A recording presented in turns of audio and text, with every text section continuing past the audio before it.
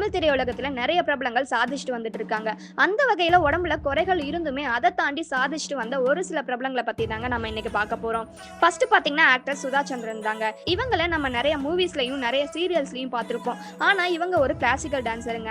5 வயசுலயே classical dance கத்துக்கிட்டாங்க. 16 வயசுல ஒரு கார் ஆக்சிடென்ட்ல இவங்களோட வலது காலை இழந்துட்டாங்க. ஆனா அதெல்லாம் ஒரு குறையா எடுத்துக்காம 17 வயசுல 5 தடவை மேடை ஏறி பரதநாட்டியத்துல சாதிச்சிருக்காங்க.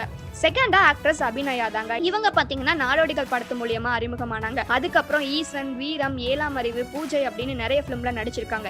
இவங்களுக்கு வாய் பேச வராதுங்க. ஆனா அதெல்லாம் ஒரு குறையா எடுத்துக்காம தமிழ், தெலுங்கு, கன்னடம் அப்படின்னு எல்லா மொழியிலுமே நடிச்சுட்டு வந்துட்டு இருக்காங்க. பிலிம்ஃபேர் அவார்டு, விஜய் அவார்டு அப்படின்னு நிறைய அவார்டு வாங்கியிருக்காங்க. லாஸ்டா வைக்கம் விஜயலட்சுமி தாங்க. இவங்க ஒரு சிங்கருங்க. இவங்களுக்கு பார்வை இல்லை. ஆனா அதெல்லாம் ஒரு குறையா எடுத்துக்காம நம்ம தமிழ் சினிமால நிறைய சாங்ஸ் பாடியிருக்காங்க. ஸோ இவங்க எல்லாம் உடம்புல உள்ள குறைகளை தாண்டி சாதிக்க முடியும்னு நிரூபிச்சு பல பெண்களுக்கு ஒரு முன் உதாரணமா இருக்காங்க.